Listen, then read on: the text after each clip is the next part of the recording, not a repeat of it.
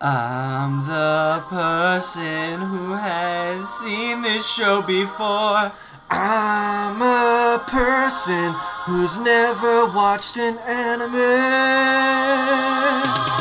HiroBabble, we are HiroBabble.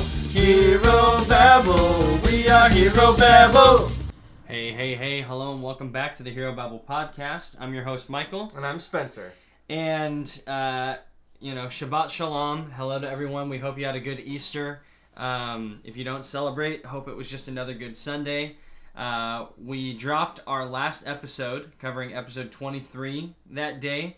And now we're coming at you with the fabled episodes 24 and 25. And oh boy, do we have some thoughts. We might be having a repeat of an episode 4 when it comes to episode 25, just as a little teaser. But there's a lot to jump into, so I feel like we should really just kind of get right into it. Yeah, let's get right into it. These two episodes are a lot, I think, on their own, but they're also a lot back to back.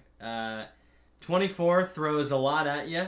Like, if you were to probably look at the storyboard, I feel like it's kind of just big plot point after big plot point. Yeah. And just copy paste that through the whole thing. Yeah. And then episode 25, it's kind of like, have you ever seen It's Always Sunny in Philadelphia? Of course, I love that show. You know how every episode's like, the gang does this? Yeah. For me, it's like, the gang gets a psychotic analysis. Uh-huh. And it's kind of brutal. I don't know. I know you have your thoughts on 25. But, Yeah, we'll get there. But these two episodes are just a lot. So, of course, episode 24 kicks things off with just kind of another glimpse into Asuka's ever withering psyche. And the beginning of the episode opens with her child self running, saying, I did it, Mama. I got chosen to be an elite pilot. I did it. I don't need anyone anymore. I don't need Papa. Yeah. I'm not supposed to tell anyone, but I'll tell you. I did it. I'm not afraid anymore. I can do this. And then she opens the door and her mom is just hanging there. Yeah. After committing suicide. And it's just like, it's brutal. Holy fuck, dude. She just can't.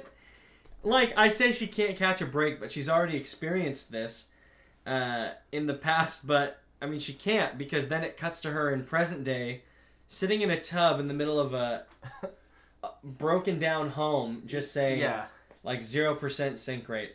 Nobody needs me anymore. Nobody wants me anymore. I don't need to be here. Yeah. And it's just kind of heartbreaking, man, watching this fiery. And I know I've said my fair share about Asuka being a bit of a bitch. I think she is sometimes so annoying. Yeah. But when you find out what is behind that and why she's like that, to then see the complete opposite really just sucks. It does suck. It's honestly, it's hard to watch the continuous downward spiral of some of our favorite characters. Yeah. Yeah. Asuka's tougher than others because I feel like it built up for a while, but it's really happened over the last 3 or 4 weeks. Yeah. It's been really rough. Yeah, because, she starts out of the gate real strong. Yeah. Her and Shinji have that moment where they sync up and they do that simultaneous, kill on the two twin angels. Yeah. And then they have that cool team-up moment where, Asuka kind of works together and, right. Puts aside her brashness and kind of joins the team. Yeah. But then it's just failure after failure after failure, and watching Rei and Shinji kind of shoot past her. Right. And then now it's really come to a head, and it's just tough. I don't know. Yeah, she puts way too much pressure on herself, given it's a high-pressure scenario, but, the other people, Rei and Shinji, they really work with the team to try to solve issues. Yeah. Asuka's very much I need to do this by myself to earn my respect. Yeah, if I can't do it on my own, then what's the point of doing it? Yes. And that's biting her in the ass. Yeah, well, and it's tough too because later in this episode, Shinji makes mention of Asuka a few times, you know, he's like, what would I even say to her? You know, what could I say? Yeah. And then, you know, later on in the episode, he even says a line. I mean, granted, it's the context of it is interesting, but he's like, I'm so sorry, Asuka, you know. Like, Shinji is fully aware of what's going on, but I think he, like many other people, what do you say? How do you approach someone that is so broken? And I don't know. And it's not only that, like, her psyche's sort of broken, but she's so standoffish too. Like, yeah, she refuses help. Mm-hmm. So it's, you know, even if Shinji really desperately was trying to help her, I don't think that she would let him. Yeah. And that just kind of comes down to who she is as a person. Yeah. Because she's had to be on her own for so long. Exactly. She could never count on anybody. Yeah. So now she has trust issues with everybody. Yeah. Yeah. But, you know, following it kind of showing her sitting in a tub, just ready to, I think, kind of take her life. Yeah, I agree. The intelligence division just kind of shows up and is like, Oscar Langley Soryu, is that you? And she's like, she doesn't say anything, and then it cuts. But it goes to Misato, and she's in the command center talking with one of the tech guys, and he goes, hey, the intelligence division found her. And then Misato goes, after 7 days, like, they shouldn't have lost her to begin with. Right. And coincidentally, they find her the same day we're getting her replacement. Yeah. Weird. Bit interesting. Yeah. And it's interesting, too, because for a while it just seemed like Misato was the only one kind of questioning things. But now even the other, you know, I'm not going to go try and remember their names, but it's the guy with the glasses, the long hair, and then the other chick. Right. Who are the sync ratio is falling below 60%. Yes. Oh, we got to do something. Like, it's those three. Yeah. But it's now apparent that they're in on it too, that something is very off. And Misato makes a comment too that there's no records of the fifth child. Like, there's nothing on him at all. Yeah. Other than that, he was born on the day the second impact happened, which is very peculiar. Yeah. Yes. There was a few things that immediately caught my interest. Yeah. I can't remember. I think there's like a small little Ritsuko Gendo scene in there too, but I can't quite remember the context. There is. So Ritsuko is sitting in her holding cell, and Gendo walks in and he goes, or actually he doesn't even say anything. Ritsuko goes, did you know my cat died? Yeah. The cat that my grandmother was watching for me? I didn't even get to see it. But it's dead now. And Gendo goes, why did you destroy the dummy project? And she goes, I didn't destroy the dummy project. I destroyed Ray. And he goes, I'm going to ask you again. Why did you do it? And Ritsuko goes, because I don't feel anything anymore. Like, I don't even feel anything when you make love to me. Yeah. Like, I'm nothing. I don't, you know, I don't exist anymore. Yeah. And she just kind of goes off the rails, and then Gendo just leaves. But the biggest takeaway I've always had is like, goddamn, she is living the same life her mom did. Yeah, no, they're really to a T. They're really hitting that story beat really well. Where they build Ritsuko up as kind of a complex character. They introduce the mom's story. Yeah, and then they start to file in the parallels between the two. Yeah, and kind of showcasing their weaknesses. Yep. There's a line I wrote down, and I really wish I would have put more context, but somewhere in that scene, Ritsuko says, use my body like you used to. And that I think that might have been part of the line where, like in your version, it's a little more on the nose about, make love to me, right? Yeah.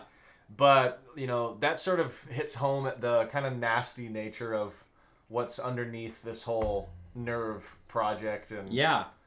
Well, and it's also interesting, too, because it just goes to show that Ritsuko sure is following in the footsteps of her mom, but Gendo is very, very akin to using the same tactics he did to get her mom to do what he needed on Ritsuko. It's not even like, Gendo is powerful, but it's not even like he's some hot piece of ass. Yeah. He just he has kind of a way of getting people to do what he needs them to do. Right. Like, somehow, you would think maybe someone like Kaji could pull that off, but then you find out that Kaji's actually a decent human being. Yeah. Meanwhile, Gendo, it's kind of like, man, fuck this guy. Yeah. Well, and he proceeds to kind of get fucked this episode by his old buddies at Cellular Singular. Zele is now what I've been calling it. There's also another scene, though, and this is in reference to Shinji, where it just kind of shows him laying on his bed, and he's like looking up at the wall trying to process what happened at the end of episode 23. Yeah. All of the clones of Rei, all of the stuff. This is before the Ritsuko Gendo scene, but Shinji's just kind of like, there's something about Rei. She reminds me a lot of my mom, but I don't even know, do I go talk to Rei? I don't even know what I'd say. Yeah. And then, what do you say? Hey, Rei, you remind me of my mom, and I saw a lot of versions of you, and they're all dead now. I mean, there's significant trauma there. Yeah. So... I feel like, Shinji a lot this episode is someone who I think is trying his best to just kind of keep it together so he doesn't even process certain things out of the fear of taking on too much. Yeah. Because after the Ritsuko Gendo scene, it then cuts back to Shinji, and he's looking at Eva too, and that's when he says the first line about Asuka, where is she? Yeah. I don't even know what I'd say to her. Maybe I hope she's all right. But there's not a whole lot he can do. Yeah. In anything. And I think there's a certain powerlessness that he might be feeling just in the grand scheme of things. Yeah. No, absolutely, dude. It's it's just this show has been really traumatizing on all the characters over the last 5 or 6 episodes. But then we get introduced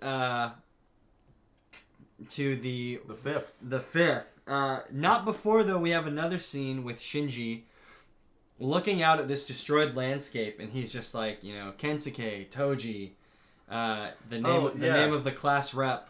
All of their homes were destroyed, and they had to move. I know. That bothered me because they never really did anything with Toji. They didn't wrap up his story other than just the fact that he was injured and in the plug suit or whatever. I'm trying to remember which episode that was. It was the one that basically Toji's Eva was kind of corrupted by an angel, and then Shinji didn't want to kill him, and it became a huge thing. Yeah. But I think that illustrates how expendable Toji was viewed as. Yeah. Not to Shinji, but to Gendo. I mean, after that episode, it was kind of like, well, I know. I guess I was just upset that we don't get any closure on the friendship side of things between Toji, Kensuke, and Shinji. Yeah. Those 3 boys were such a cool core of Shinji's happiness. Well, but I think that's what this scene serves to illustrate is just that, he no longer has, Kensuke, Toji. Those are some of the first friends he made and some of the first people that made him feel like, oh yeah, I belong here. But he also just kind of goes on to say, I don't have any friends anymore. Right. I don't have anyone I can lean on. And I think, in a way, it's maybe a cheap closure, but... That's what I'm getting at. Okay.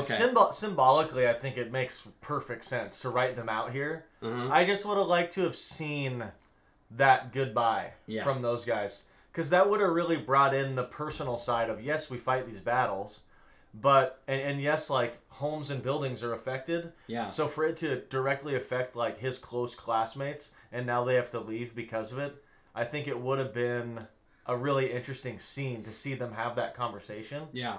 And I also really would have liked to have seen Kensuke and Toji talk post Toji being a pilot. Yeah. And we don't get that. And so I was kind of like, well, I know they have way too much to tell in this episode anyways. Yeah. We get it in the Rebuild movies.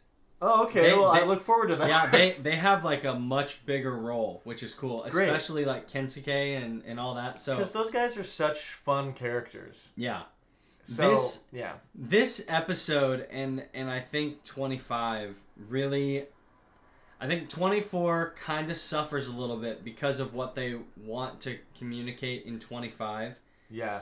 So I think, kind of like you're saying, this is the logical part where they would need to write these kind of loose ends out so that way there's no question. Right. But it would be nice to see these integral cast members of like episodes 1 through 13 have some resolution. Right. Yeah, that's all I was saying. Yeah. It's not so bad. So you hate it. Well, I mean, they deserved a goodbye scene with Shinji. Yeah, that's all I'm saying. I think they're really interesting characters, and I mean, it's kind of a tease too because when Toji kind of gets introduced into the Nerve world, there's a part of you that would think like, oh shit, like how's Toji gonna react to this, you know? Well, and like I want to see Kensuke. You know, here he's been desperate to become an Eva pilot for so long. His best friend gets called to be one and gets absolutely obliterated. And his other friend has been one the whole time. And like, how does he feel now? Yeah. That he's seen destruction of his friends from it, you know? And I don't know. I'd want to see that rather than, you know. And, you know, it's tough. Like I said, this episode has a lot of really good stuff. A lot of good scenes in it. Yeah. It's tough to figure out where to write that in. Yeah. But, you know, whatever. Well, and it's tough too because the tail end of, I think, or the fights that happen in 22 and 23 really kind of level a lot of the surface. Yeah. I mean, like, in 22, I think it's Rei storms in with an N2 mine and just detonates, you know. And then in that same moment, Ava 1 goes fucking berserk and freaks the fuck out. So I think it's probably just an issue of like, you know, they set themselves up so that they could write them out here, but I also understand it would be nice to have gotten a lot more of depth. Yeah. Speaking of depth, let's talk Kaworu, the guy that initiates Shinji's bi panic, because this character introduction, I don't know. When it comes to Kaworu and his impact on the story, I have mixed feelings in terms of like his manifestation, like his impact on things. I don't know. Kaworu to me feels a bit like a Hail Mary in the writing room. Yeah. That's not to say I don't think he has his impact. I've always viewed him as a yin and yang to Shinji. He is basically, I think, what Shinji could be if he didn't have those limitations on himself that Kaworu is very quick to point out and basically pinpoint. I mean, the guy gets Shinji pegged almost right from the get-go. Oh, yeah. And he's like everything that Shinji needs. Yeah. In like a friend at the moment. Yeah. And so again, it works, but the way that Kaworu just kind of shows up and is then the catalyst for everything to go to shit it's a bit, you know. It sort of feels like they wrote this on like day one. Yeah. This was like a first draft idea. And then they just kind of like went through the entirety of the show and were like, okay, it's time to do the ending now. Yeah, time to do the Kaworu thing. What did we leave off on? Oh, Toji.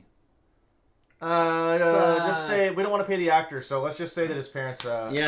His sister died finally, and so did they say that? No. The sister's just still in the hospital, and the family moves away. What if Toji and his sister were still in the hospital, and the family was like, "Fuck this, we're out. We're getting out of here." I think that I don't hate this character. I don't hate him either. There are some moments where I'm kind of like, this just feels like very convenient.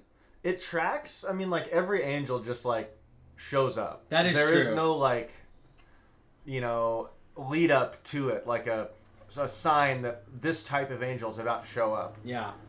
Maybe other than the scrolls. Yeah. But to the viewer, all the angels have just shown up. Well, and this is a homegrown. Yeah. Homegrown angel. Yeah. I really liked his parts in this episode. I do too. I realize I'm coming in a little bit negative. I think I'm actually with you on the negativity. I just on rewatch, I just always kind of find myself going like, oh, we're here. Okay, and here's Kaworu, the antithesis to Shinji, initiates the Human Instrumentality Project, is the final angel, is, wishes for death, all of these things. And I'm like, fuck, dude, he shows up for 14 minutes and then... I was watching this literally on my front porch, like, nice day. I was like, all right, I'm just going to watch here. Yeah. I'm going to watch this outside. And I had the same thought. Like, I just kept being like, we're doing this. Yeah. Like, we're ending the show here. Okay, it's happening. Guys, it's happening. It does. I see what you're saying, because it does feel kind of weird, because they could have tried to write something that, like, the show has planted all these seeds, and then maybe something from within that's a little bit more, less obvious kind of comes up and ends up being the catalyst. And instead it's just like, new character, and we're done. Yeah, it just felt like it needed more room to breathe.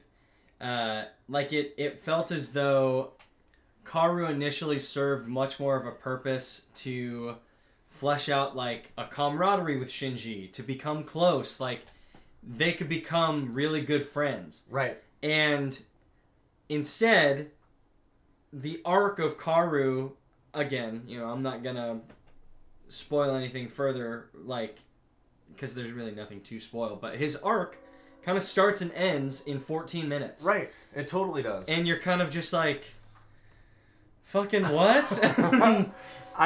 So... Do you know the name of the song that he starts singing the bum bum bum bum bum? That's not Pump to Circumstance. I should know that. That was a... popular song. I knew immediately that he was not just like the fifth children. Yeah, he just wasn't some dude. That song was the tell for me. Yeah. That he was not... Because at first I was like, how stupid is the writing staff that they're going to add in a fifth kid with 2 episodes to go in the show. Yeah. And then he started singing that. And I was just like, how dumb do they think I am that I think that he's going to be the fifth kid? Yeah. So I knew immediately something was off, but it almost kind of made the watching experience better, because I knew it was about to turn on its head. Oh, yeah. Especially once him and Shinji start hitting it off a little bit. Well, because in his first introduction, he says some like... I wrote some stuff down too. Yeah. So. He hums that song. And it's like, singing brings out joy and revitalizes the soul. Yeah. It's the best thing the Lilum culture has ever come up with. Okay, so, they say that a lot. Lilin is what it says in my version. I don't know if it's so different. Mine is Lilim. M? Lilim, yeah. Okay, got it. Why? Why would they make that I don't different? know. It feels dumb. But, in my version, this was something where we had heard... I've only heard the term Lilith from the previous episode. Yeah. So when they started saying this... you were just kind of like... I was actually... I think it's in this episode that I would hear it for the first time. Yeah. But when they were saying, like, Lilin, I was like, well, that is suspiciously close. Yeah. Yeah. Well, and so, yeah, he makes the comment about, singing and how it brings joy and revitalizes the soul. And then he mentions Lilum culture. And then he looks at Shinji and he goes, "You're Shinji Ikari." And he goes, yeah, how do you know me? And he goes, "Everyone knows you." Yeah. And then he makes a comment, "You're quite ignorant to your position, not to be rude." And Shinji goes, "What?" Right.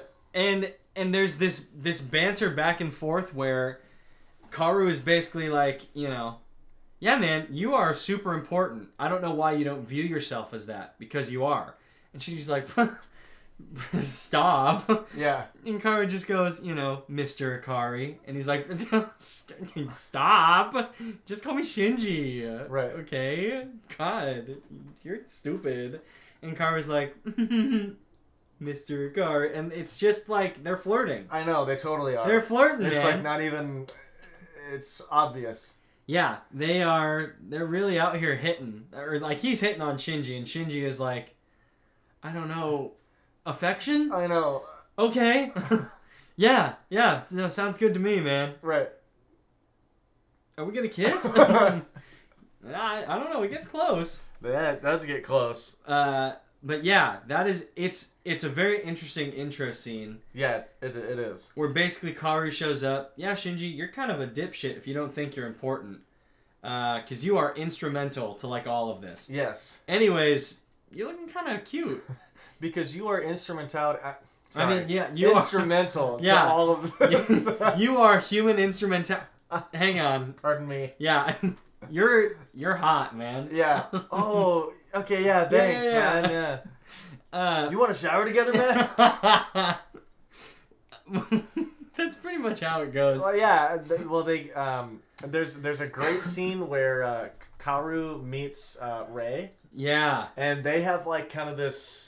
They have really, like a 1,000-yard stare. Where yeah. Rei, it's interesting because Kaworu's like, we're the same. And Rei is like, who are you? Yeah. Like identify yourself. He says, I'm made like you. Yeah. And Rei is like, all she says is identify yourself. Yeah. Like, who are you? But she it's almost like watching two white blood cells attack each other. Sure. Because in essence, that's what they are. Yeah. They're man-made for varying purposes, but I mean, Rei obviously can tell that something's off with this guy. Yeah. Before anyone else can, and I don't know. Very interesting scene though. It's short, but it's enough to be like. It's badass. It's like that's one of my favorite scenes in this episode. It's like, hey, you guys should really watch out. Yeah. But from there, it then goes to Misato and Glass's info guy. Yeah. Who I titled as Hackerman. Hackerman. Yes. Because he basically gets into the entire system of Nerve and figures out that, one, he figures out where Ritsuko's being kept. He also figures out that Kaworu has no records at all, other than he was born on the day of the second impact. Yeah. And that, like, everything about him is classified. Yeah. Well, like, clearly, as we've seen in the show, Masato has always been, like, super in the loop and a big part of picking the children, or at least the upbringing of the children and caring for them. So all of a sudden, when they bring in someone new that she knows nothing about, she's kind of on this quest for knowledge, like, to figure out, okay, well then, who is he, and why did they keep this from me? Yeah, and also, why is he here? You know, what's his purpose? You know, something smells fishy about this. And something is fishy because then it goes to the testing scene where Shinji, Rei, and Kaworu are all testing, and Kaworu is just knocking it out of the park. Kozo even makes a mention of like, holy, are these numbers right? Because he is syncing super well, and we haven't even changed Unit 2's core yet. And even the tech lady is kind of like, this feels wrong. And Masato goes, it doesn't matter. If it's wrong, then we'll investigate it. Yeah. And it's just very dismissive of it. And I just am kind of like, okay, well, whatever. But she's you know, her whole narrative trajectory this episode is I need to figure out who the fuck Kaworu is. Yeah. Following that testing scene, though, it basically cuts to that escalator scene. Rei gets to the top and Kaworu's like, hey, I'm just like you. And then Rei's, identify yourself. And then it goes to Kozo and Gendo.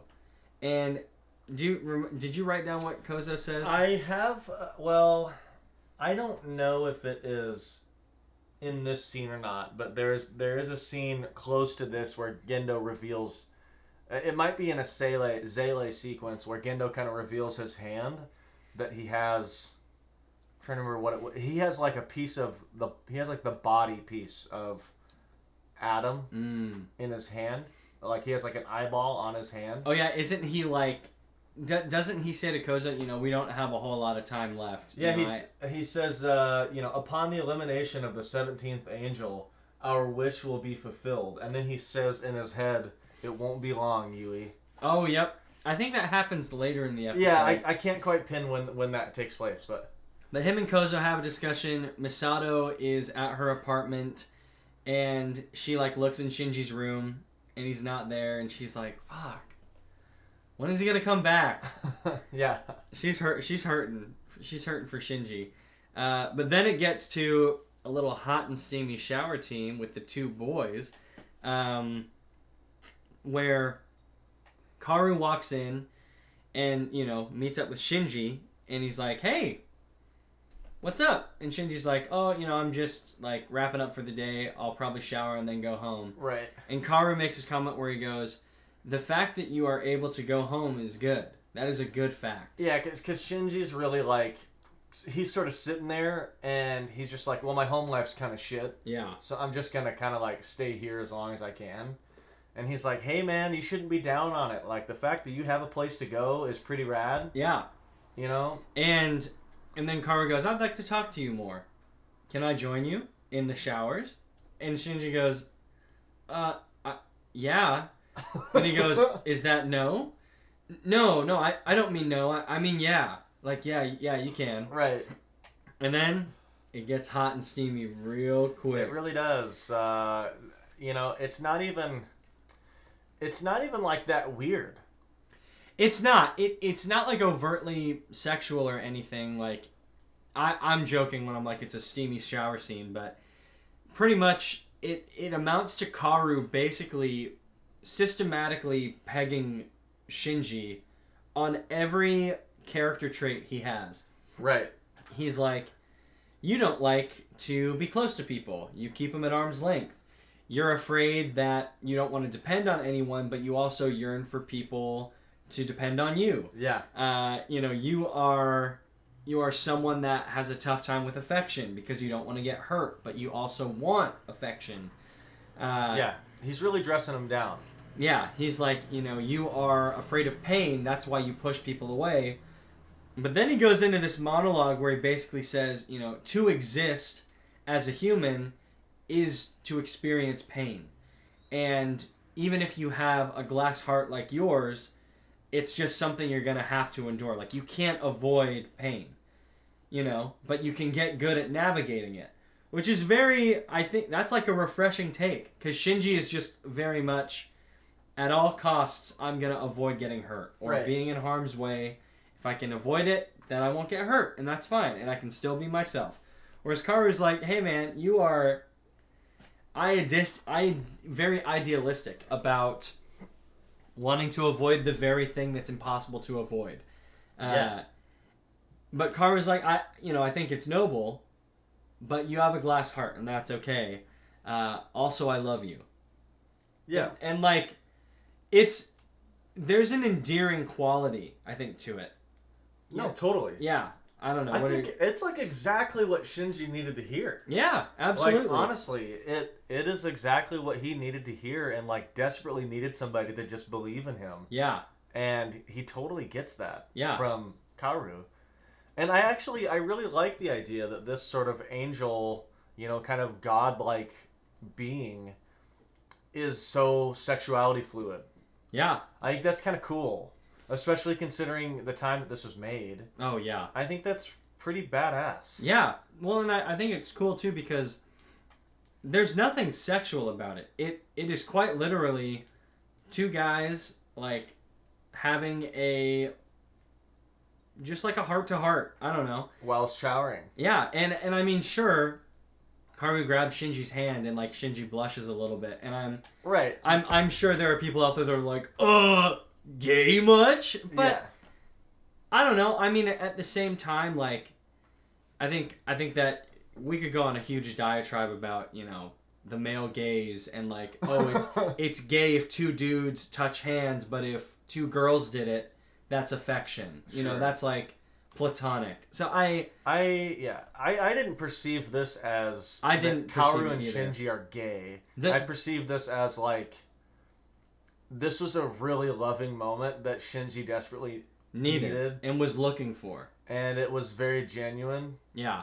Well, and also, I think, I know I made a joke earlier, like, Shinji's bi panic activates, but... Yes. But it's more so, I think, how else would you react to a genuine display of, like, care and affection? Absolutely. When that's what you needed. And so, you know, that's like the running joke, but for all intents and purposes, you know, it's very just... I can see why that would be the running joke, Yeah. honestly. Because on the very surface level, You're you kind could of think like... that. You're like, damn, they're about to hook up. But it's not like Kaoru was, like, pushing him to he make wasn't out or anything. It was just kind of like, you know, hey, I've noticed this about you. Yeah. You are all these things, and sometimes you can't avoid those things, but there's nothing to be knocked for trying. Yes. And it seemed a lot more endearing than, like, outwardly affectionate to me. And from there, the lights shut off, and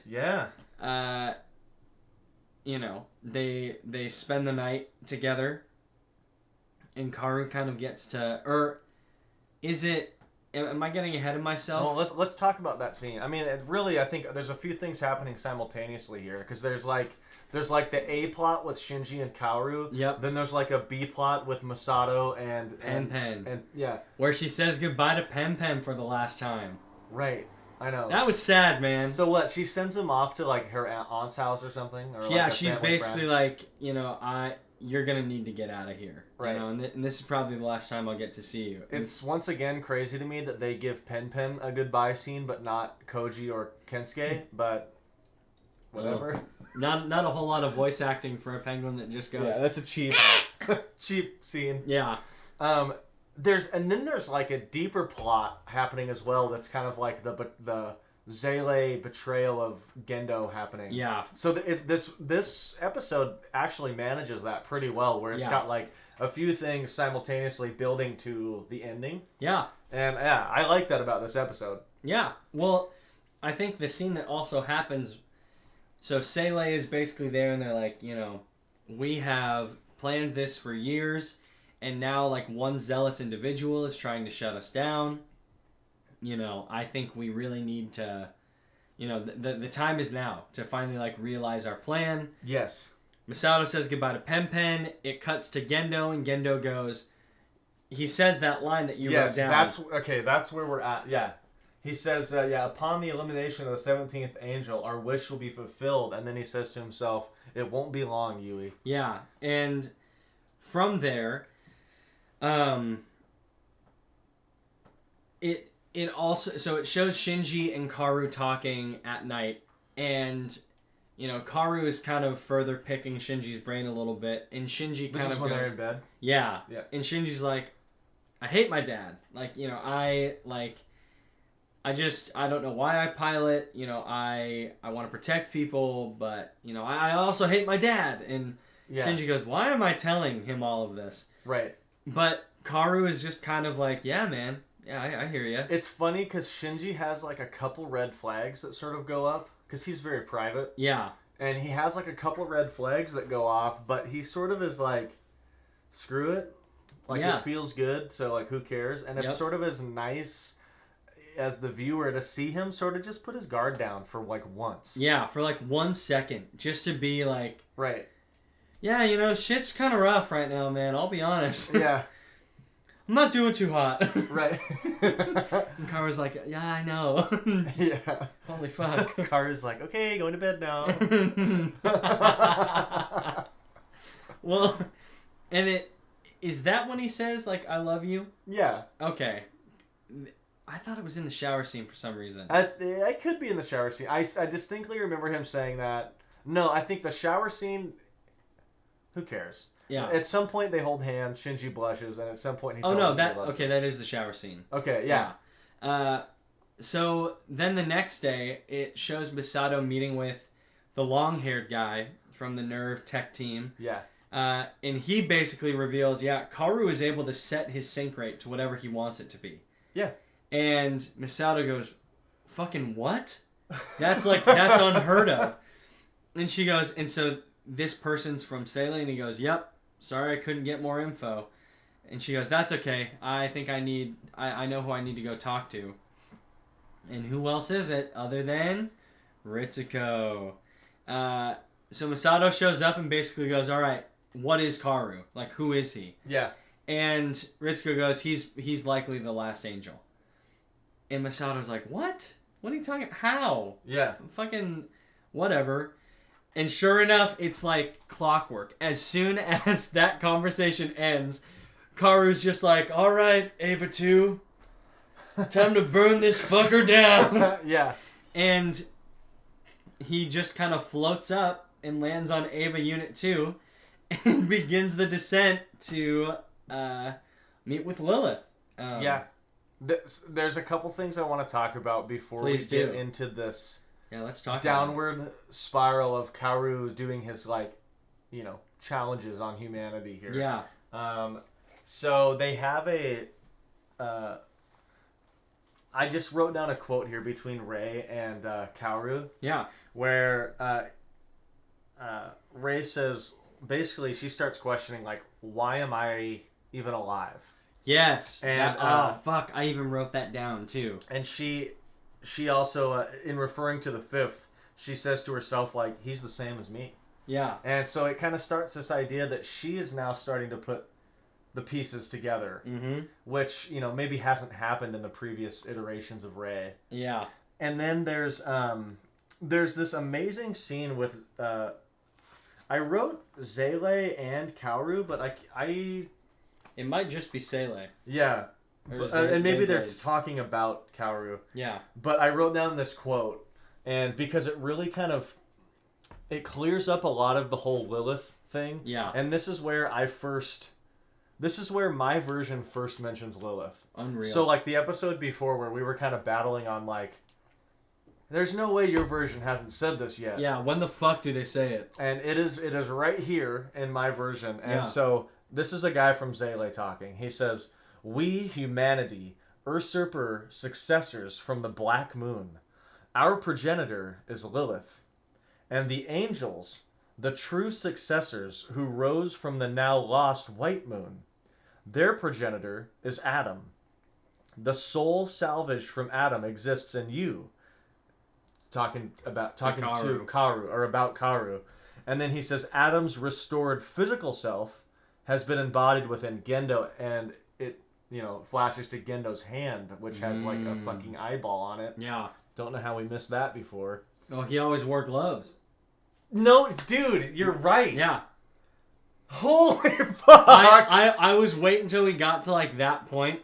I was wondering if you were gonna ask, but yeah. I did not. He always wears white gloves. I just figured he was like very particular, and he's kind of a good villain type. So gloves are always kind of fun. Yeah, well, it fits his vibe quite well. So yeah, anyways, I just thought that quote was really good, because that sort of, you know, we kind of get a lot of the ideas of like what the angels are and how they relate to the Avas in the previous episode, and now we get more of the whole like how Adam wraps around the whole thing, and then Lilith and how that ties in. Yeah, we starting to fill in all the gaps here. Yeah, because here's what we know so far. Angels are man-made from Adam. Yeah. We know that Lilith is now an offshoot of, like, humanity. Like, humanity was born from Lilith, which is why Kaoru calls, you know, Shinji the Lilin. Yeah. We know that Avas are shells of Adam and are infused with the souls of humans, Lilith. Yes. To create something that can counter Adam in their truest form. Right. Or, you know, Adam in its truest form, which is the angels. And so, it's quite the clusterfuck, because it now... really is. I mean, and that's why the Avas are so good at fighting Adam. Or, like, the Avas are good at fighting angels, which are offshoots of Adam, because at the core, they're Lilith. But should the two truly meet, that's why things are so fucking, stinky. Dude, and there's this great scene, too, like, right after that sequence where Masato is still kind of in her, like, spying phase. Yeah. And she has, like, some binoculars or, you know, some kind of futuristic binoculars. And she's looking at the fifth child, Kaoru, and he just turns around and, like, looks right at her from, like, way far away. Yeah. And she kind of, like, freaks out. She's like, holy shit. That's not even fucking possible. Yeah. And then that's when he goes and activates Ava 2. Yep. It's just, but there's just those couple little scenes that I felt like were important for me, like first time viewer, to the plot of what the fuck is happening. Yeah. Well, and of course it makes sense that they tie it all together now, because following that, I mean, Kaworu basically goes, all right, Ava 2, let's fucking dance. And and then just starts floating. The scene where he, like, floats in front of Ava, and then it's a wide shot, and Ava 2's eyes, like, open, and they're red, and it's like a... So fucking tight. Dude, I thought that shit was so cool. It was cool. And then he begins his descent pretty much seamlessly. He's going through each of these doors, and there's nothing they can really do to stop him. So they dispatch Shinji for Ava 1. Yeah. And Shinji kind of has a similar moment that he did against Toji in Unit 3. Right. Where he's like, no, that can't be Kaworu. He's like, you gotta be fucking kidding me. He's like, not again. And Masato's like, Shinji, these are the facts, man. Like, I don't know what else to tell you, but... Right, like, I know this fucking blows, but... We're being as honest as we can here. There's no dummy system. It's all up to you. Like, we can't tell you not to. But, please. And so Shinji drops in, and he fucking... Dude, he goes toe-to-toe. He does go toe-to-toe. There's a moment where Kaworu mentions, like, maybe his... It's either, like, his real name or, like, the real name of this Ava or whatever it is. And he mentions Malbolge. Yeah. Which won't matter to anybody, but for me, I went through a phase where I was really into Spawn. Yeah. And the main, like, devil in the Ring of Hell that creates Spawn is Malbolgia. And that's, like, Spawn is trying to get to hell to, like, kill Malbolgia for, like, revenge. Nice. And so I heard that and was like... Is that what he calls Ava 2? I think so. Damn, and I was crazy. Like, fuck, that's badass. And because Spawn came out right around the same time that the show came out. So I feel like there was some fun, they're kind of playing nicely together. Nice. With that. So yeah, I don't know, I like that. Well, and pretty much as soon as Shinji gets into the fray, stuff really just kind of ramps up really quick. Yeah. I do have a Kaworu quote, like, mid-battle. It might be the same one. Is it the AT Fields one? Yes. Okay, yeah, say what yours said. Well, so, basically, Shinji starts fighting, and this is where Kaworu kind of unveils pulls back the curtain on pretty much everything. Like, everything we just talked about with Adam, Ava, Lilith, all that.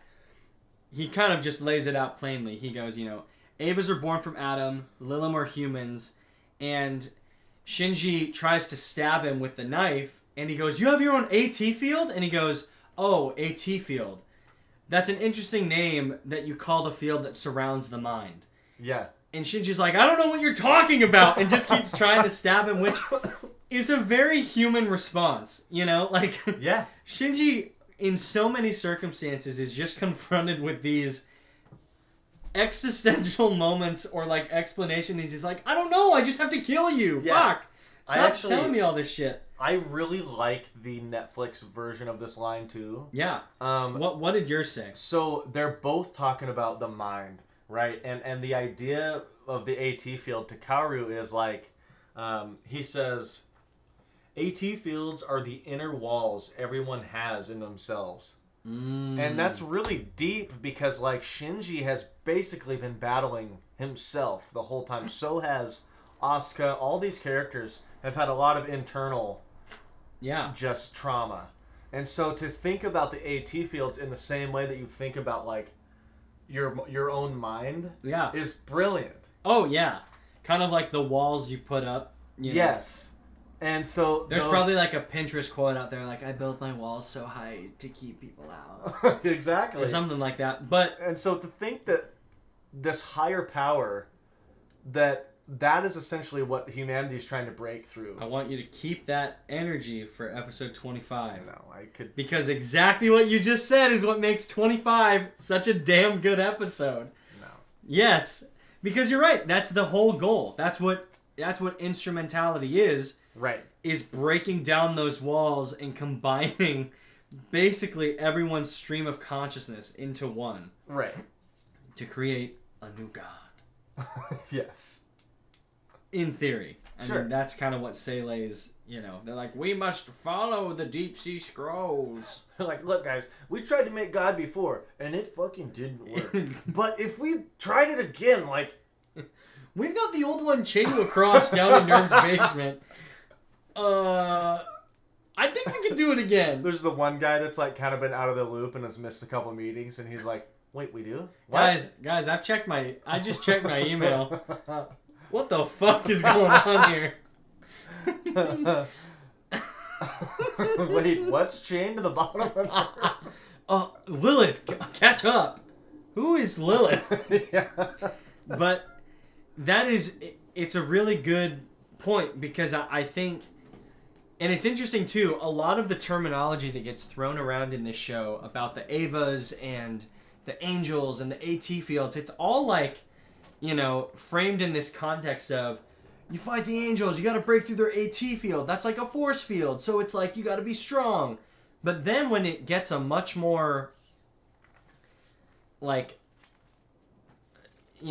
fine-tuned detail of what it really is, it just kind of blows the lid off of like, holy fuck, this is really, really interesting. And it's not as cut and dry as it was made out to be. Yeah. Well, and to think then, when you're in the Ava, your own AT field is an extension of that wall that you put up. Right. And so, like, yeah, Asuka kind of gets fucked over in some of those prior fights because her AT field just gets punched through. Because she's her psyche, and that's what, like, the sync rate is, Like, all of this mumbo-jumbo that's been phrased or framed in, like, yeah, we're just checking to make sure you work well with the Ava, which, sure, but if the child or the pilot is not able to meet the Ava halfway, it's doomed. Right. Do you think that that's why they pick, like, teenagers? Yeah. Strong-willed, strong emotions, like... Right. I don't know. Well, and granted, I don't feel like they're easily corruptible. That too. Well, I mean, think about it. Like, and that's an issue I've always had when people are like, just get in the fucking robot, Shinji. Stop being such a little bitch. Like, right. That is a typical teenage response. Like, I get to go fucking fight aliens and save the world? Yeah, bitch. I'm thinking I'll do it. Yeah. But then, like, you start to see the toll, and you see all of this just crazy shit these kids are put through. Yeah. And it's like, yeah, I could get a little apprehension about wanting to ever do this ever again. Yeah. So, I don't know. I think, yeah, they're chosen for a reason. One, I think it comes down to the soul that's in the unit. Sure. And the sync rate. And I think those are still very real markers of, will this person work? But I think at the same time, it comes down to maybe, when you're younger, your AT field is stronger, something like that. Sure. Who knows? Yeah, I mean, it definitely, story-wise, it was a good decision. It's better, easier to pick kids than not. Until people started wanting to, like, and so they have sex with Rei and Asuka. Right, and yeah. That's a yikes for me. Well, it doesn't help that they show nudity in the show of those characters, but... Yeah. Yeah, keep it to the adults. Exactly. Please. Please. More Masato nudity. Yeah. That's what we all want. Throw some Ritsuko in there. Throw some Ritsuko in there. Come on. She's a classy broad. Yeah, she is. In like a Boston accent. She's a classy broad.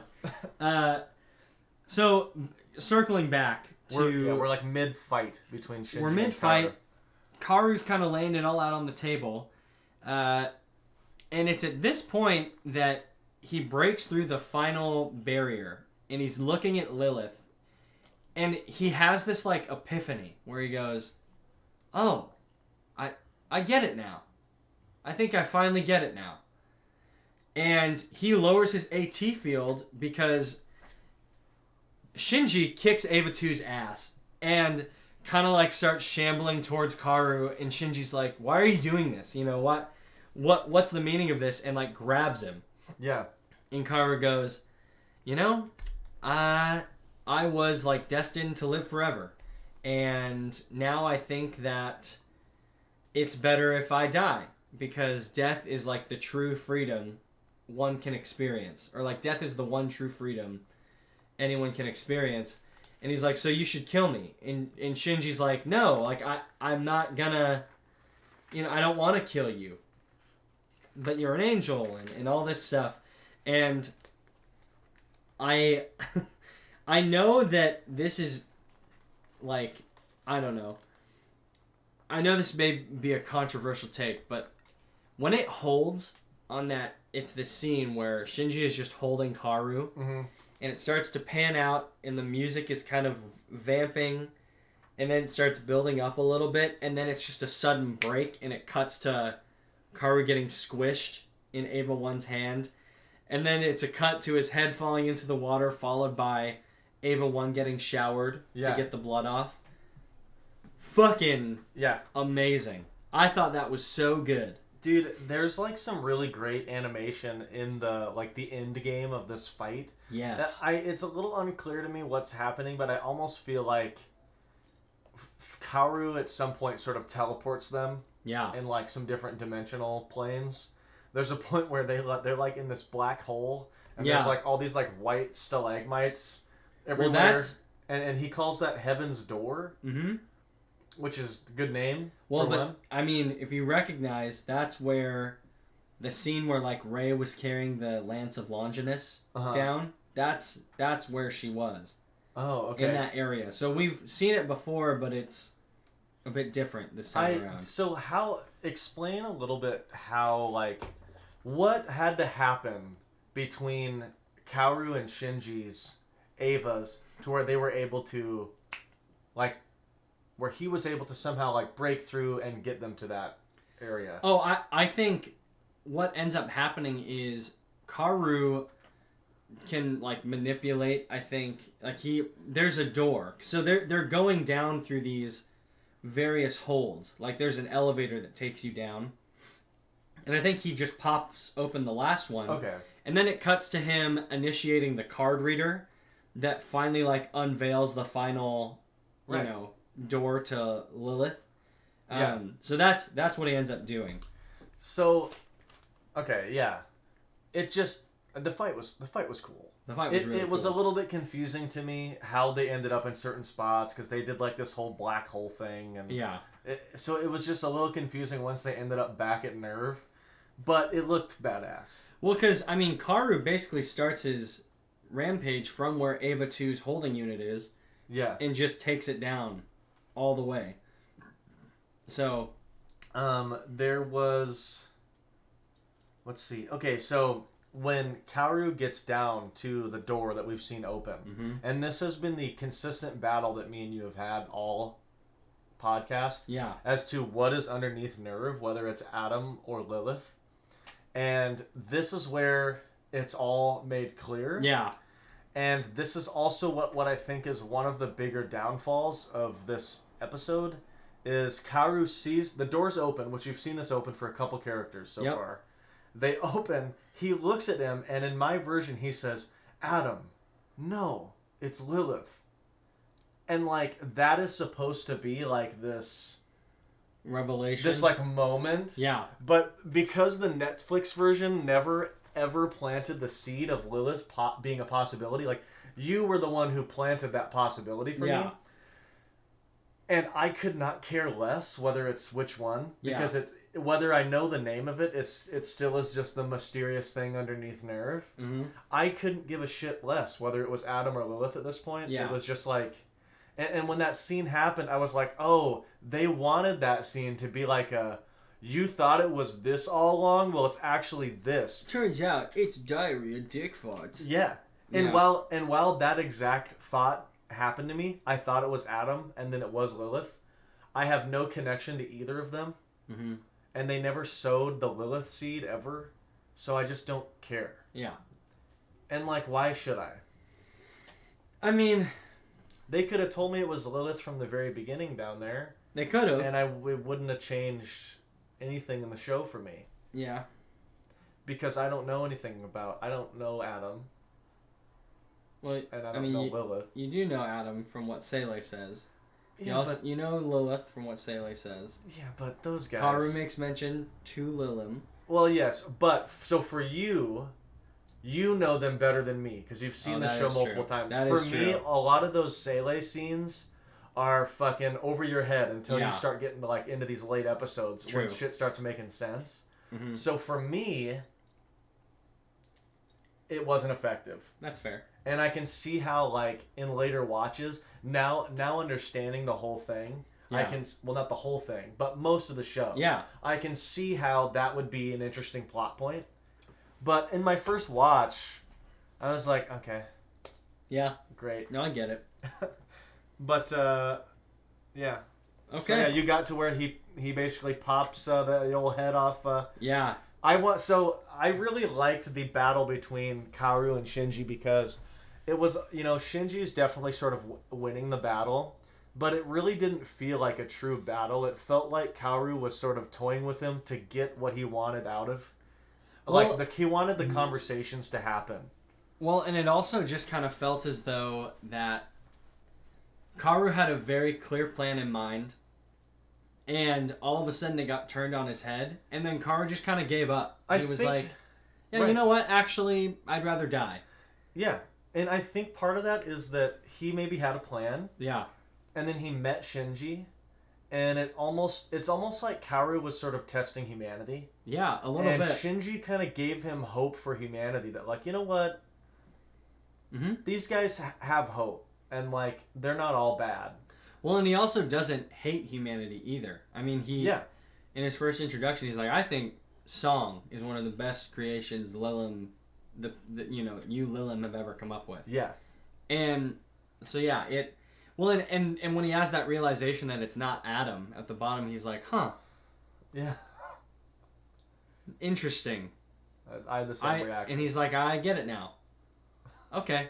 And then he's like, death is the one true freedom one can experience. And I'm like, Jesus, all right.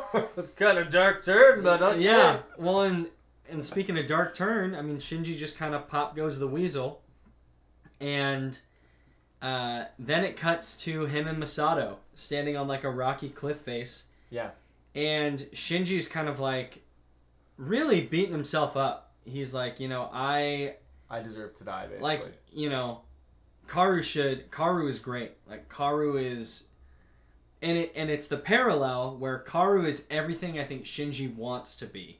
Yeah. And then he goes, Kaworu is better than me. Like, Kaworu should have been the one to live. Yes. I should have died. I shouldn't have survived. I would trade it. And then Masato kind of goes, hey, no, Kaworu gave up on his will to survive. And that's why he died. Exactly. And you want to survive, and that's why you're still here. Like, the will of one to survive is the one who ends up living. Right, look at Padme. Yeah, look at her, dude. No, I thought that line was really great. Well, but then, before that, I got ahead of myself, because Shinji goes, Kaworu said he loved me, and I've never felt such kindness before. Yeah. And then that's when he goes, I should have died. Like, Kaworu should be the one that lived. And Masato says this, great line where it's, hey... It's not your fault he gave up the will to survive. Yeah.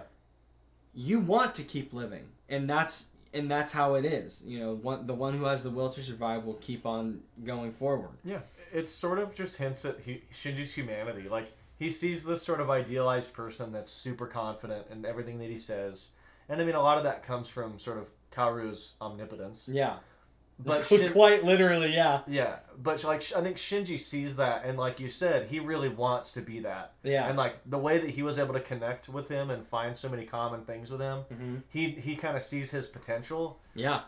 And Masato sort of brings him down to remind him that he's human. Yeah. Hey. So don't beat yourself up. Yeah, but then he goes, Masato, how could you be so cruel? Yeah. In my dub, that was his last line. Like, yeah. And I was just like, what the fuck are you talking about? But then I kind of get it.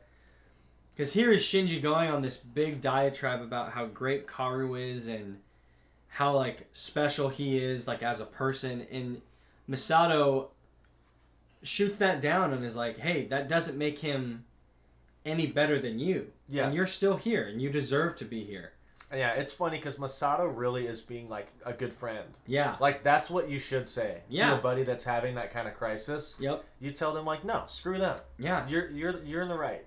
But Shinji almost like didn't want to hear that. He was like, I want someone to tell me that someone's better than me. Like, yeah. I don't deserve to be here. Yeah, dude. I just really, I certainly perceived the battle between Kaworu and Shinji as like a Shinji proves to Kaworu that essentially that, you know, humanity deserves a future. Yeah. And so instead of Kaworu just destroying everything, he says, you know what? Why don't you just kill me? Yeah. And like, that sounds fine to me. And yeah. so Shinji does. That was a beautifully written fight. Yeah. It was just, it had a good story start to finish. It's not action oriented, but it's the ideals at play that really shine. Yeah. But what would you give it? So this episode, while the highs are really high, like I love that final fight. I love the symbolism of all this stuff. Yep. And I really like, there's some really good character moments in this. Yeah. I like Zele sort of uncovering more of the story of, you know, the Black Moon and the White Moon. And basically saying, like, we fucking hate you, Gendo. We're gonna freak your shit, like, man. the official betrayal began here. Yeah. And I like all that. I don't like that we don't get that Kensuke Toji finish. Those characters really deserve that in my mind. And it sounds like we might get that. In the rebuild movies, yeah. So I like that. I also, like you mentioned earlier, I guess this story is beautiful. I just wish that this episode was told over like two episodes, because Kaworu really deserves more time. Yeah. He is such an interesting character. So I give this 6.5 out of 10 mechs. Yeah. I can't get over the Toji Kensuke thing. I love those guys. And for them to just get, you know, be gone off panel, off screen, it's like, really? But we spent 3 hours of screen time building them up as characters. Yeah, I gave it a 7. I still feel like, so we're not far off. No, I still adhere to what I said earlier, in just that there's a lot that happens, and I like Kaworu as a character, and I think what he brings to the story is great. But it just, kind of like you were saying, it felt like, oh fuck, we've got to do the episode with Kaworu now. Get him in there. Yeah. Make sure we kill him off though, because we've got 2 more episodes left, so we can't have this go on too long. That being said, I love episode 25, so I can understand that they had to end it. And I mean, again, the rebuild movies spend more time on his character. Dude, I am really excited to watch those. Yeah, the rebuild movies are super cool because it's basically Hideaki Anno going, yeah, I kind of want another shot at this, but I want to do it in a way that is more true to like my vision, you know? So I've got 4 movies and I'm just going to put them out. Yeah. Yeah, so it's really well done. Well, I like that our ratings weren't too far away, because at first I felt a little bit, I was a little worried with the 6.5, because this is such an important episode. Yeah. It's just that it's so important that I wish it got to have more room. Yeah. Well, and this is kind of, I'm not going to say the last time, but this is really the last real big narrative push forward, I feel like, going into 25. Yeah. Which, speaking of which, let's kind of jump into that one. Yeah, let's do it. There's a lot to dissect here. As you can see, I have just so many notes on this episode. Yeah. Oh, I see that you also had... Well, I kind of just spaced on taking notes during the second half, but... It was just so important to the plot, you know what I mean? Well, I think it is important to the plot, and you touched on why it's important just last episode. So, this episode is titled "Do You Love Me?" And right from the very beginning, this episode takes on a different tone. It's almost as if it's kind of a interrogation of the main cast. Yeah. So the first character, I wrote those exact words. Oh yeah, that first line. So it's basically, there's this omnipotent voice that is asking it starts off with Shinji, and he's, it's this kind of random voice is saying, the final angel is dead. Why did you kill him? And Shinji fires back with, because he was an angel. And, and then the voice goes, why did you kill him?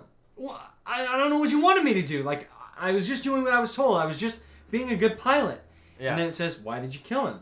And he goes, because that's what I had to do. That's what I had to do it. And then it goes, even though he was human? Well, but he was an angel, and then it takes these moments, and I'll outright lay out why I think this episode is important.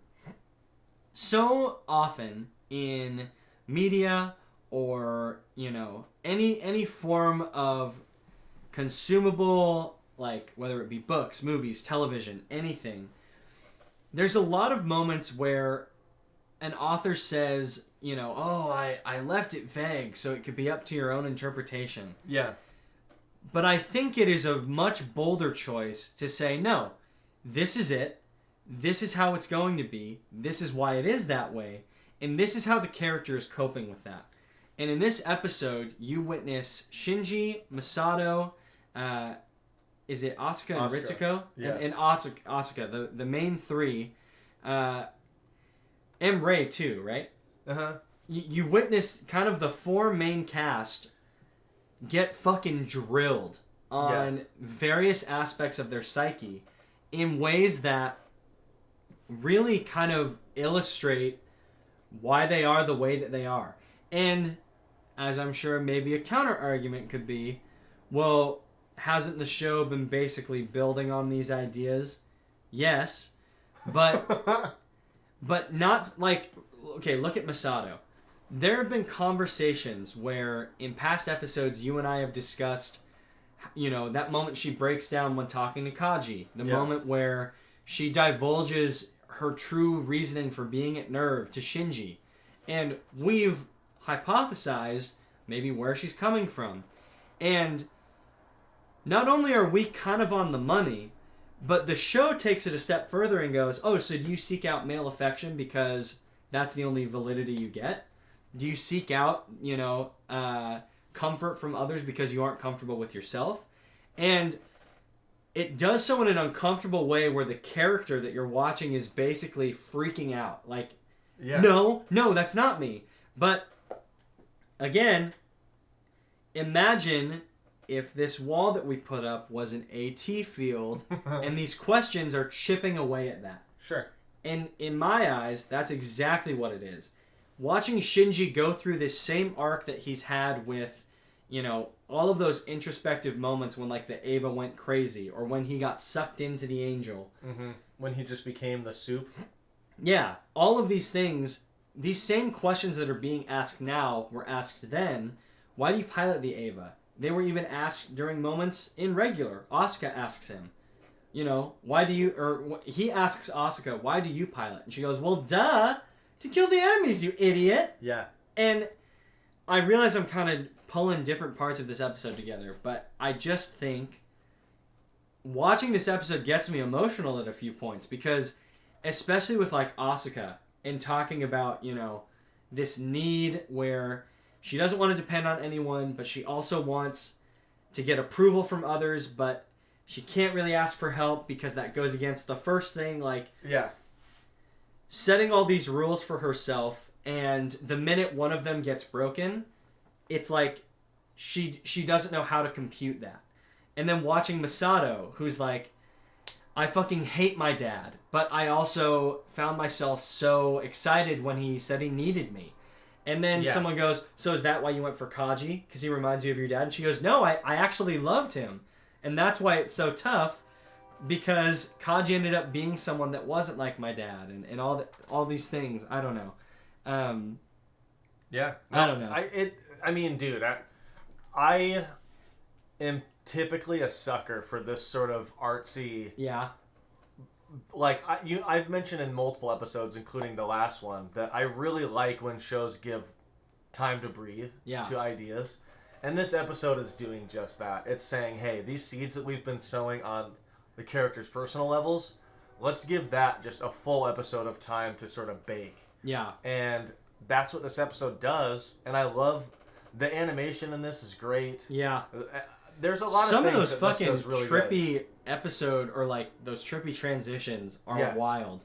Yeah. Because like it'll show Shinji against like a neon pink and green background with his body distorted. Yeah. And then it cuts to a question of why did you kill him? Right. And then like there's another scene where Shinji is floating and Eva 1 is looming above him. Right. And Eva 1 grabs him the same way he did Kaworu. Oh yeah, that's really cool. I mean, they do a lot of fun stuff. You know, they'll like put Shinji in like clouds, but then like the clouds will be replaced with like fog, and then like thorns will come out of the fog. And, Yeah. Like they do a lot of cool stuff. I'm not denying that. Yeah, and I don't think you are denying it. I just like it's a well crafted episode. But I can also understand too, coming off of the heels of 24 being so jam packed, only to then.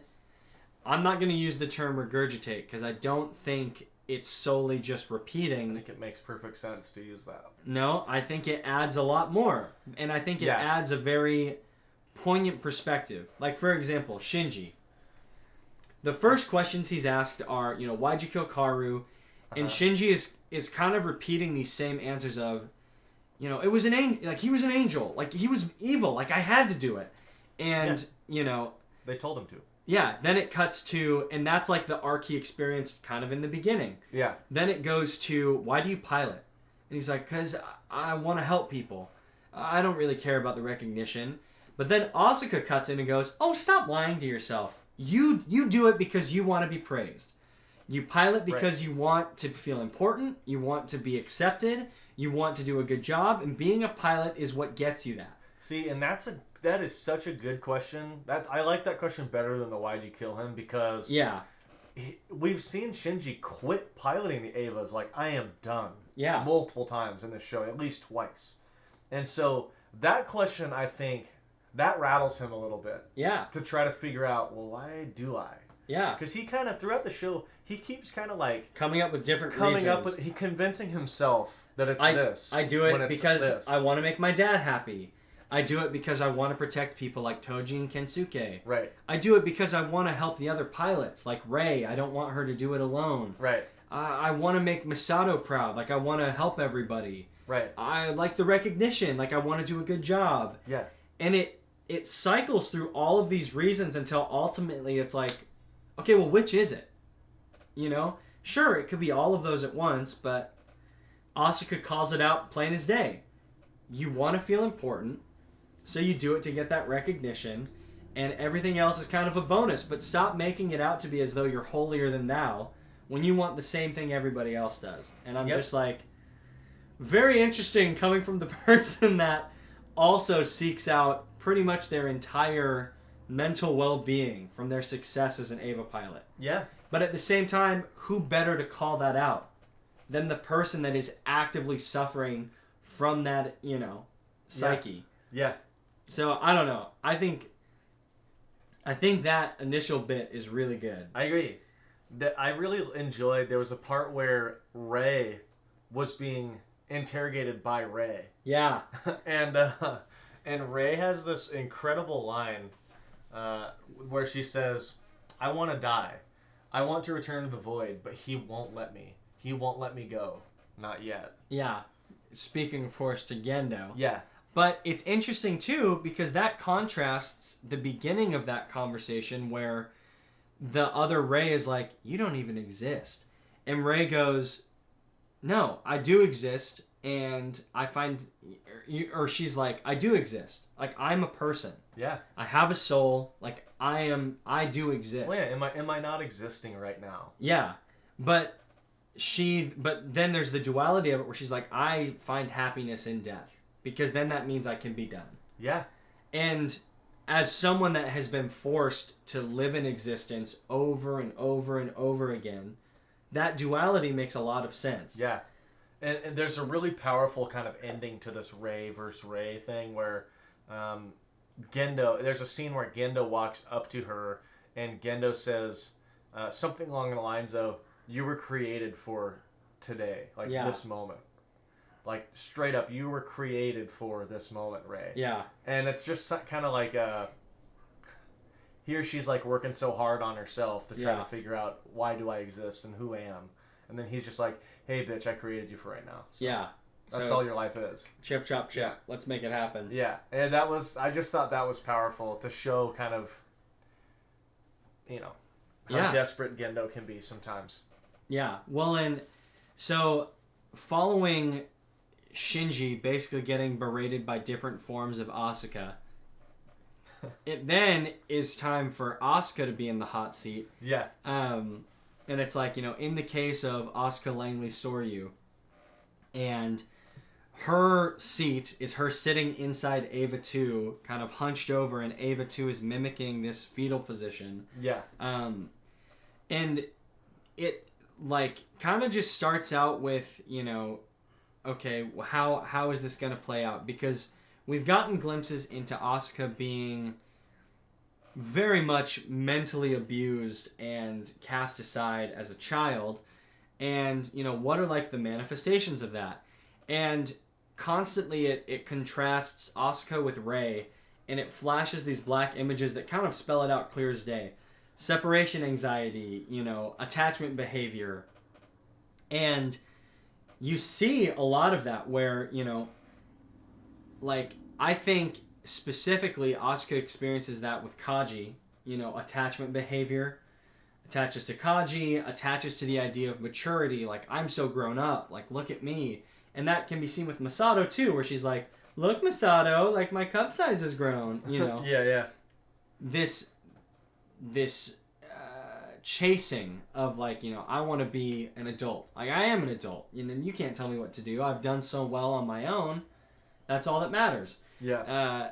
And then the separation anxiety obviously comes from her mom. And so when she feels alone and detached and separated from anything that grounds her, it's not good. Yeah. Which is what we're seeing with her right now, where it's just up shit's creek. Yeah, absolutely. I will say, though, I feel like Masato kind of gets the fucking shit kicked out of her this episode. Yeah. Because her whole interrogation thing lasts, like, the longest. Yeah. And it really is just kind of a breakdown of her upbringing and how, like, she really got screwed by her dad. Yeah. And that whole thing, the interrogator asks her questions like, quote, am I happy? What is happiness? And is forcing Masato to answer this. And Masato's like, I am happy. Right. Like, I know what happiness is. And the version of Shinji pops up behind her and is like, do you? Like... Right. Are you sure it's not, like, you seek out happiness from nights with men? Right. Are you sure you didn't get your position only because you are attractive and a woman? You know, have you earned these things? And it just, I don't know, man. It's fucking rough. It is. There's a line where they're talking to her about basically what you were just saying, like where she hides her feelings with pleasure with men. Yeah. And she has a line where she says, he was kind to me. Yeah. And that's why we did it. Yep. And that is an amazing parallel to the episode where Shinji was just soup for an episode, and it was just this introspective, like, trip with Shinji. In the Netflix dub, he ends that trip by just yelling, like, I need people to be kind. Yeah. Because, like, I mean, and it paralleled your version as well. Mine was like, I think I just need people to be nice to me. Right. So when Masato says that here, it once again hints at the duality that me and you have talked about where... Or really less than duality, the parallel that we've talked about, where Shinji and Masato really have so much in common. They're living two sides of the same coin. Yeah. Their trajectories to get there have been different, but the end point is still the same. Right. Where, Asuka is older, so she's had more time to navigate that, and the ways in which she's done it are a lot different than Shinji, who is still trying to figure it out. Yeah. And so he looks at someone like Masato and is like, I don't know if I want to be that. Yeah. Or is, am I fated to be that because this is how I am now and we relate to a lot? Right. But, yeah, I don't know. It's just tough because the way they go after Masato is, you have daddy issues. Yeah. You want, and again, I know daddy issues is a very derogatory term for people that obviously have very difficult mental trauma to navigate. But yeah. They go after her in this way where it's like, oh, you're so attractive, Masato. Like, how did you get this job? And I think that line like comes from one of the nerve techs, the guy with glasses. He's like, wow, Commander, huh? That sure is great, Masato. Wonder how you got that, or something. Right, yeah. And then it's Ritsuko is the one that makes the comment about Kaji, and is like, did you go after Kaji because he reminds you of your father? Mm-hmm. And Masato's like, no, I didn't. Like, I that was the one time I didn't do that. And just, I don't know, man. I fucking love the writing in this thing because it meticulously highlights points that have been touched upon, but then just punches like the character point blank and goes, answer it. This episode shows why the show was so successful. Yeah. Because like we've talked about it multiple times that really the character moments are what are so fun about this show rather than the angel sequences. Yep.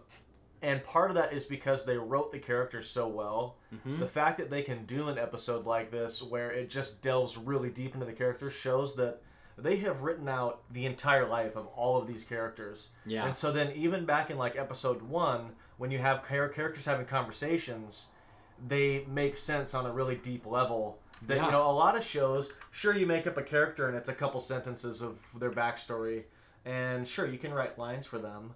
But this show really develops the characters in such a way that every line matters, even early on, to depict what their story is. And so this episode proves the strength of the writing team, at a character level for sure. Oh, absolutely. Well, and like the final one that it ends on, I know it touches on Asuka earlier. Yeah. Case 2, Asuka.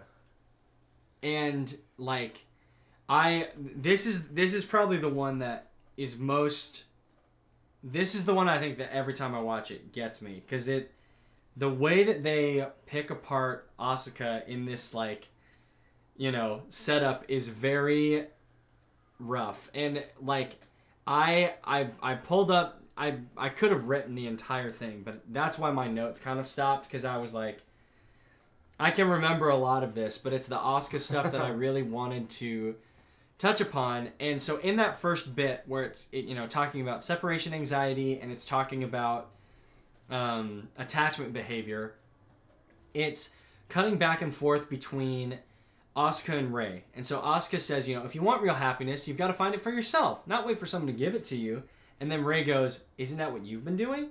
And immediately it's like, oh fuck, they're kicking the door down. Yeah. And Asuka in this sequence, but it's not until later that she's like sitting in the chair being questioned like Masato and Shinji were. But Asuka goes, I don't want to be in this thing again, in reference to Eva 2. They're forcing me to pilot this, but this piece of junk won't work. But it's only junk because of what I've become. I'm the garbage now. I'm worthless. Nobody needs me. Nobody needs a pilot who can't even control her own Eva. And then Rei says, you seek your own value in the perception of others. And Asuka goes, shut up. And then Rei goes, do you fear being alone? Rei goes, again, are you afraid that you will lose your identity if others leave you? And then it cuts to young Asuka. You pilot the Eva, so you'll be praised. And then Asuka goes, shut up. And then Asuka just goes, shut up, leave me alone. How can a wind-up doll like you dare tell me that? Yeah, I love that. And so from there, it then goes to and the reason I mention that is because it plays right into the second half where Asuka shows up, and it's Asuka going, where am I? And then Shinji goes, this is the me that exists in your mind, Asuka. And she goes, and also this is the me which exists in Shinji's mind at the same time. And it's, what do you want, Asuka? And she goes, I want to live by myself. I don't want my papa and my mama. I'll live by myself. I won't cry anymore. Yeah. And then it goes to Asuka again, and she's like, but I'm still crying. Why am I crying? And the scene with her mom, or her stepmother and the father, fucking just punch me in the gut every time. Yeah. This is one of the many reasons why I will defend this episode to the death, because I think this shit is just chef kiss, not in a good way. I mean, it's great writing. But in Asuka's sake, yikes. it's basically, so her stepmother goes, I'm sorry, I just don't like her. And then her dad goes, what happened to you, the able doctor? And then stepmom goes, I told you I'm a human being, but before I'm a doctor. And then the father goes, but how can a trained person like you? And then the stepmother goes, she acts too much like an adult, and she rejects me absolutely. Sometimes she even scares me. Have you had such a feeling with her? And then the father goes, no. And in my case, and in any case, you've now become Asuka's mother. And the stepmom goes, I'm your wife before that. Yeah. The dad goes, both duties are concurrent. And then the stepmom goes, in a social perspective, yes, but you can't quit being her father. I can quit being her mother anytime. Right. And then the father goes, well, you could say so. And it's just fucking like, goddamn. Yeah. Her mom, like, had to experience her dad, or, her husband leaving. In turn, she rejected Asuka and started petting a doll. Because to her, the doll was the perfect child. Sure. And she wanted Asuka to be that. So much so to a point where she's like, let's kill ourselves together. My perfect little doll. Right. Asuka, being a child, rejected that.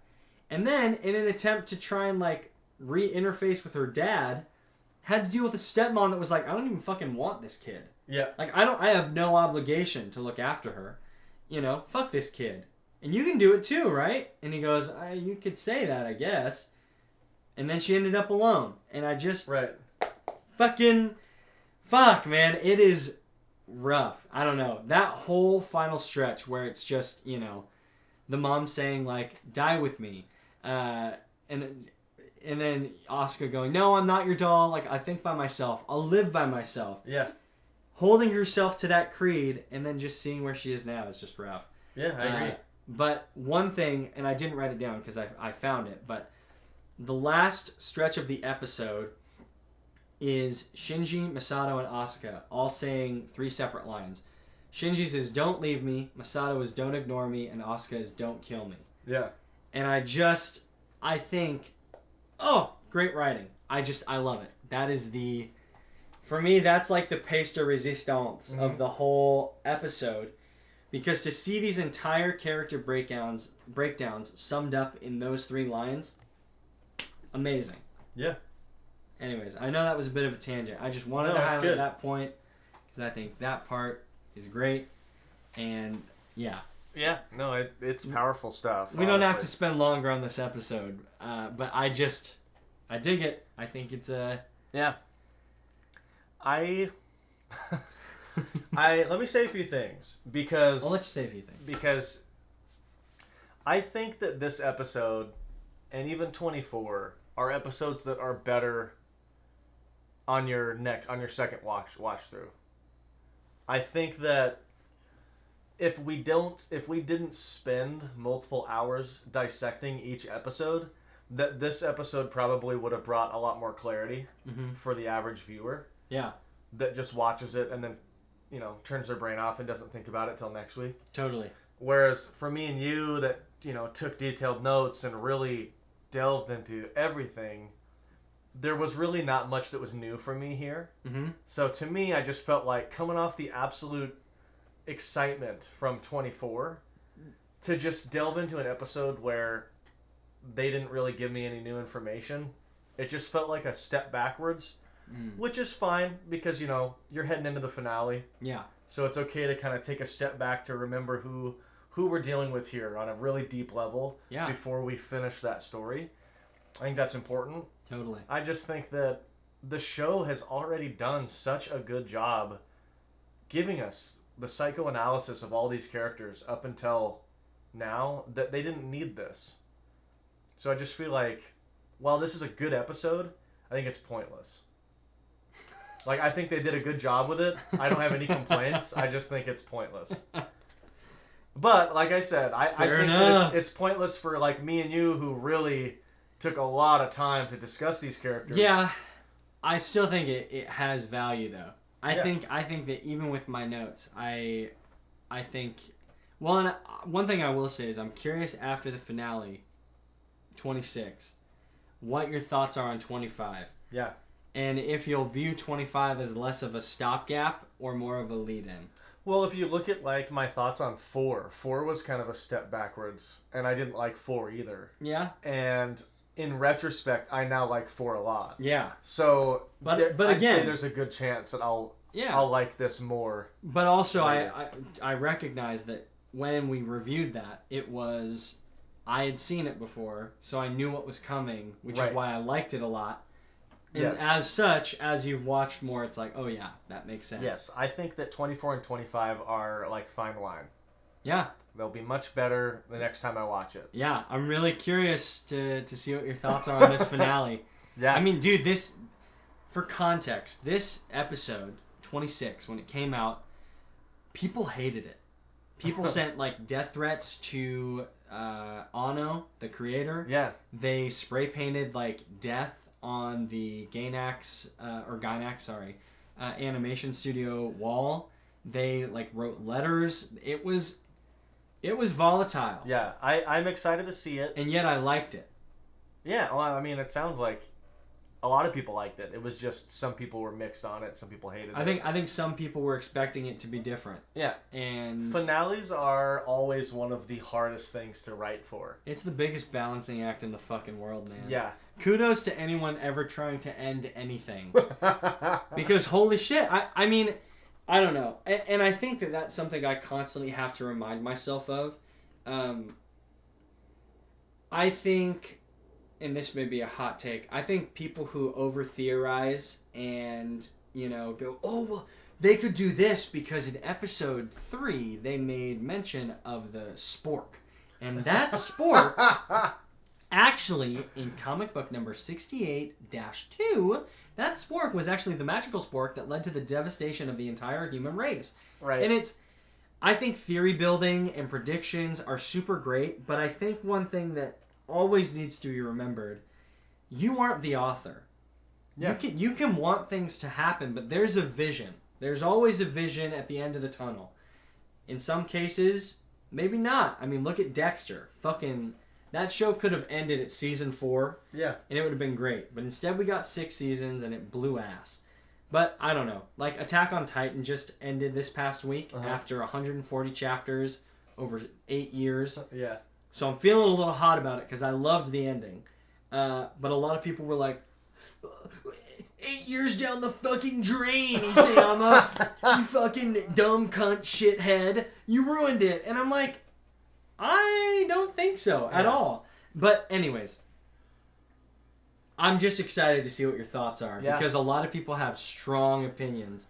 My scores have generally been lower over the last, the last stretch, the last stretch than they were in the middle. I really enjoyed the middle build-up and the foundation laying, and then the payoff has not been what I've wanted it to be, but I still have really found a ton of enjoyment from this show because it's written so well. Yeah. And the animation seems like it's such high quality, in my opinion. So. Oh, it's top notch. So what are you giving this one? 10. 10 out of 10. 25 gets a 10 from me, and it will always get a 10 from me. Mm-hmm. And because even seeing it for like the 4th time, man, like it still evokes like strong emotion, and I just think that it is well done. Yeah. I'm giving this one a 2 out of 10. I think that that lower than the recap? Yeah, this is no. This is like no. This is Clips episode level of pointless. No, it is. It is. What? The Clips episode to me brought more to the table than this as far as story. What? I honestly think that You are. What? I did not like this episode. That's unreal to me. I felt like they were holding my hand and treating me like I didn't understand any of the subtle cues they'd been laying all show long. I don't think it's saying it didn't understand the cues. It's more so just plainly saying, hey, here's where the characters are at. Waste of time. Waste of time, guys. Skip this one. This one's skippable. Don't skip it. Don't need it. If you skip it, you are missing out on even further character development. I think that I also was just very, very excited because I watched 24. I watched 24, 25 back to back for this podcast. Yeah. And I think coming off of 24, the hype level was pretty fucking high. So then to go to this one, I was just like, oh, what the fuck is this? I already know all this. So I'm giving this a 2 out of 10. Fernie's in shock. If you could see him right now, he's in absolute shock. I thought you were gonna give it like a 5. I thought about 2. it, but there's really my God. The only thing of substance here is the Asuka stepmom thing. It's the only thing that I learned from this episode. I don't think that's the only substance thing, but hey, to each their own. If they had never done a single one of the like trippy sequences, and this was all you get in the show, I think it'd be great. Mm-hmm. But they already have gone so far in depth on all these characters. To just do it again after episode 24, it just feels like a waste of time to me. Yeah. Just get me to the ending. Totally. But like I said, yeah. I admit that I watched this back to back with 24. But I think at the same time, at most people have had to wait a week when it first aired. So, right. But again, I would be if curious. If I had to wait a week, I actually think I'd be more pissed off at this episode. Yeah, well, that's kind of what I was thinking. Yeah. I would be curious, though, and it's a question I'll ask next recording, but after the finale, if you feel it added or detracted to anything. I mean, we mentioned episode 4, similar to this episode. Not to mention, we saw people dead this episode. Yeah. Like, Masato had a bullet through her head. Like, yeah, we did. So... I'm just saying. So added nothing? Nothing for me, dude. Damn. I think that I gave episode 4 like a 4 out of 10 at the time. I would easily give that like an 8 now. So I think that, I prefaced my rating with this, that I do think that this episode has a lot of redeemable qualities that I will like later down the road that I just didn't when I first watched it. Yeah. Okay. Yeah. Totally fair, man.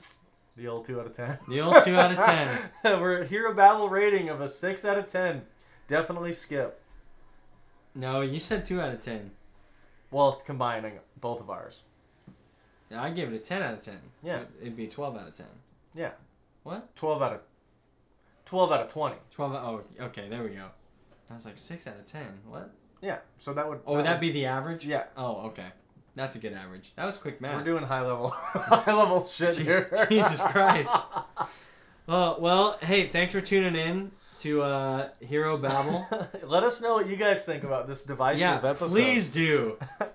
God, I really am hoping no one else out there is like a 2 out of 10. But hey, to each their own. Yeah. That's what it comes down to. We'll see you on the finale, folks. I mean, hey, I might hate it. Might love it. Who knows? I'm on a rampage. Who knows? He can't be stopped. But I mean, we're closing in on the last episode, the finale. For really those excited. of you who have been listening along, keeping tabs at home, it's been a journey and a wild ride, but I think it's finally here. It is finally here. I'm excited. We'll catch you on the final finale extravaganza, but until then, stay safe. And, we'll catch you on the next one. Yeah, guys. Thank you. Bye-bye.